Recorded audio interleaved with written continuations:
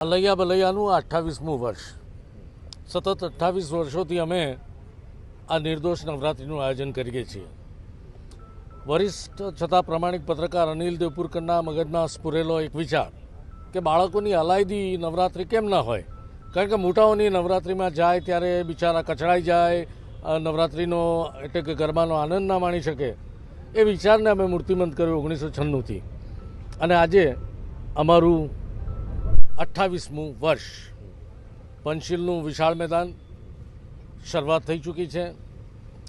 વરુણ દેવતા પણ થોડા નારાજ હતા અને એને કારણે તમામ ગરબા આયોજકોને શરૂઆતમાં તકલીફ ઉઠાવવી પડે, પરંતુ માતાજીની દયાથી અમારું આ મેદાન એટલું સુંદર છે કે અમારે ગરબા કરવા હોય તો હજુ 3 દિવસની મહેનત બાદ અમે ગરબા યોજી શકીએ.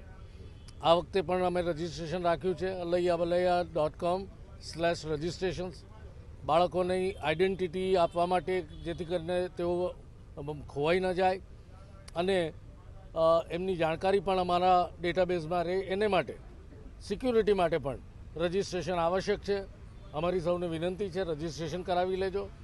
આ વિશાળ મેદાનમાં ગરબે ઘૂમતા બાળકો તો જાણે જ છે કે અલૈયા બલૈયા શું છે.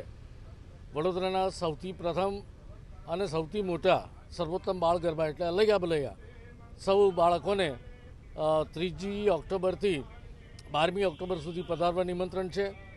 12મી એટલે કે દશેરાની રાત્રે રાવણ ગરબા બાદ 51 ફૂટ ઊંચા રાવણનું દહન પણ થશે અને ભવ્ય આતશબાજીથી વડોદરાનું આકાશ ઝગમગ થઈ જશે. સૌને અમારું ભાવભીનું આમંત્રણ છે.